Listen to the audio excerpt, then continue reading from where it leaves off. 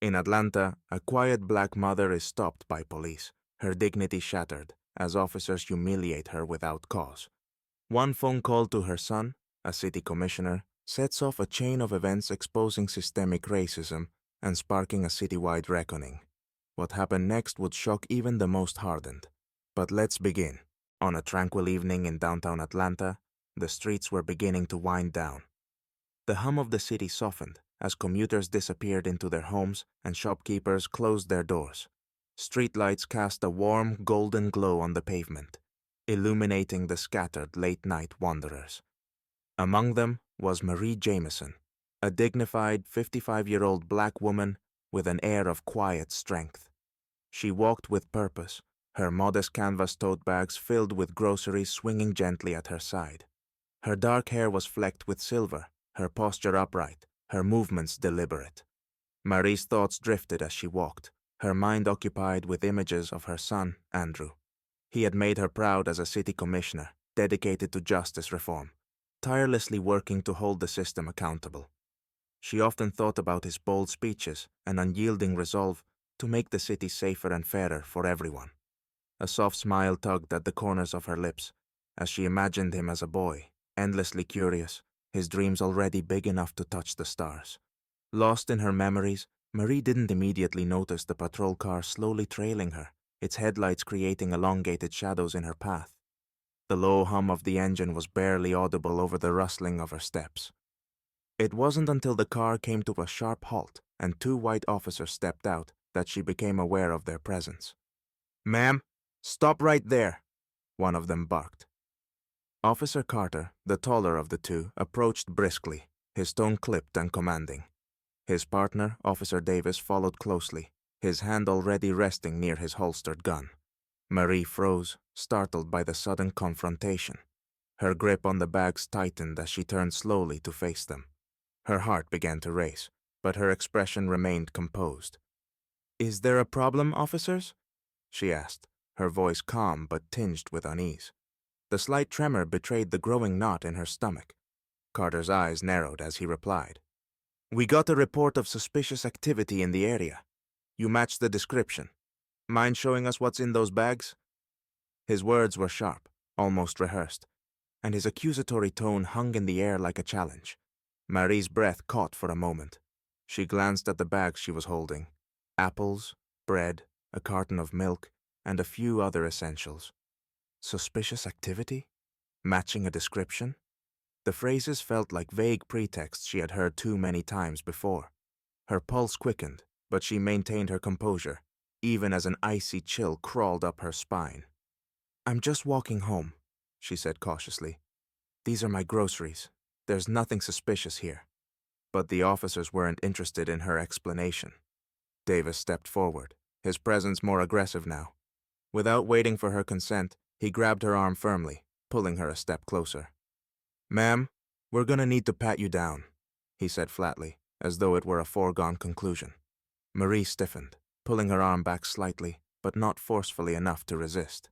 "This is unnecessary," she protested, her tone steady despite the anger simmering beneath her words. "I haven't done anything wrong." Her protest fell on deaf ears. Carter took the bags from her hands and emptied them onto the pavement, their contents spilling in a scattered mess. Apples rolled across the sidewalk, and the loaf of bread landed unceremoniously near a storm drain. Davis began frisking her, ignoring her pleas for them to stop. The spectacle drew the attention of passers-by. A small crowd began to form, their murmurs growing louder with each passing moment. Some pulled out their phones, recording the scene. The tension in the air was palpable. People whispered words like harassment and profiling, their indignation evident. Marie stood firm despite the humiliation. Her jaw clenched as she watched Carter rifle through her belongings with unwarranted suspicion.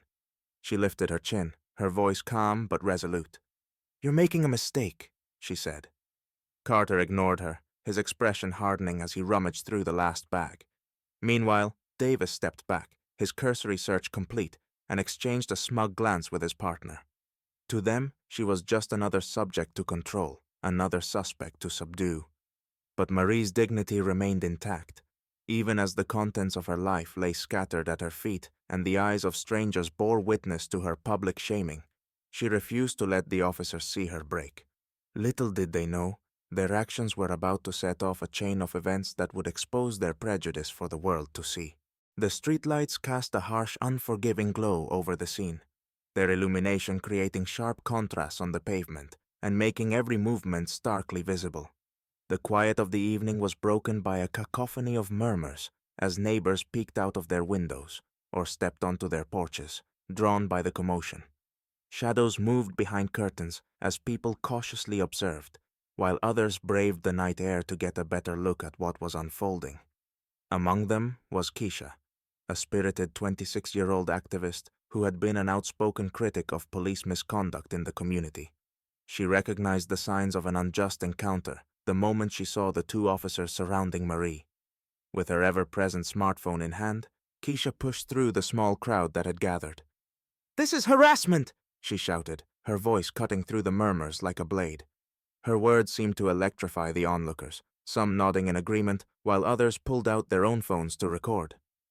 Keisha's camera was already rolling, her hands steady despite the anger coursing through her. Marie, standing amidst the chaos, kept her composure. Her shoulders were squared, her chin lifted with quiet defiance, though her heart ached with the familiar sting of being treated as less than. "You're making a mistake," she said clearly, her voice carrying just enough force to demand attention. "My name is Marie Jameson, and I'm not a criminal." Carter barely concealed his disdain as he smirked, his lips curling into a mocking sneer. "Sure, lady. Everyone's innocent." Davis gave a nod of agreement, his posture reflecting the same dismissive arrogance. Neither officer made any effort to verify her identity, ignoring the simple act of checking the ID that Marie had been holding out. Meanwhile, Keisha's live stream surged with viewers, the screen of her phone lighting up with comments. "This is racial profiling," one person wrote in all caps. "This has to stop," typed another. "Where's her lawyer?" a third demanded. The outrage in the virtual space mirrored the unease building in the crowd. The situation was no longer confined to the street corner. It had begun to ripple outward, spreading across social media like wildfire. As Carter reached for his handcuffs, the metallic glint catching the light, Marie's expression hardened. She had endured enough indignity for one night. Steeling herself, she spoke with quiet authority. "Let me make one call." The officers exchanged a glance, their smirks widening into laughter. "Go ahead," Carter sneered. "Call whoever you want. Won't change anything." Marie's fingers moved with deliberate precision as she dialed. The crowd hushed, sensing the shift in her demeanor. As the phone rang, she spoke with measured calm, but there was an unmistakable undercurrent of restrained fury. "It's happening again," she said simply when the call connected. Her voice, though steady, carried the weight of history and an unspoken plea for justice. On the other end of the line, her son Andrew's response was immediate. "Where are you, Mom?" His tone was calm, but it carried an edge of urgency. This wasn't the first time they had faced something like this, but it would be the last time the officers underestimated the woman they had humiliated, or the son she had raised. Minutes later, a sleek black car pulled up to the curb. Andrew Jameson stepped out, his tailored suit a stark contrast to the chaos. His presence was commanding, his reputation as a fierce advocate for justice preceding him. The crowd hushed as he approached. "What's going on here?" Andrew's voice cut through the tension like a blade. The officers froze, recognition dawning on their faces. "Sir, we were just—" Carter stammered. "Don't sir me," Andrew interrupted, his tone icy. "You're unlawfully detaining my mother. Do you even realize who she is?" Marie met her son's eyes, her pride and frustration visible. "They didn't bother checking," she said softly. Andrew turned his gaze back to the officers. "Her name is Marie Jameson. She's the mother of the city commissioner overseeing your department's reform initiatives. And now, thanks to your ignorance, you're trending online for all the wrong reasons." Carter's face turned pale as he realized the weight of his actions.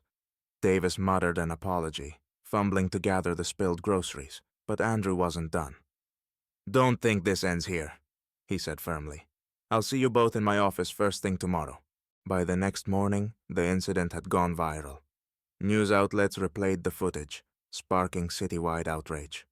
Andrew called for an emergency meeting with the police chief and community leaders, demanding accountability and immediate action. The officers were placed on administrative leave pending investigation, but Andrew pushed for deeper reforms. This is not just about my mother, he said during a press conference. It's about the countless black men and women who face this treatment daily. We need systemic change.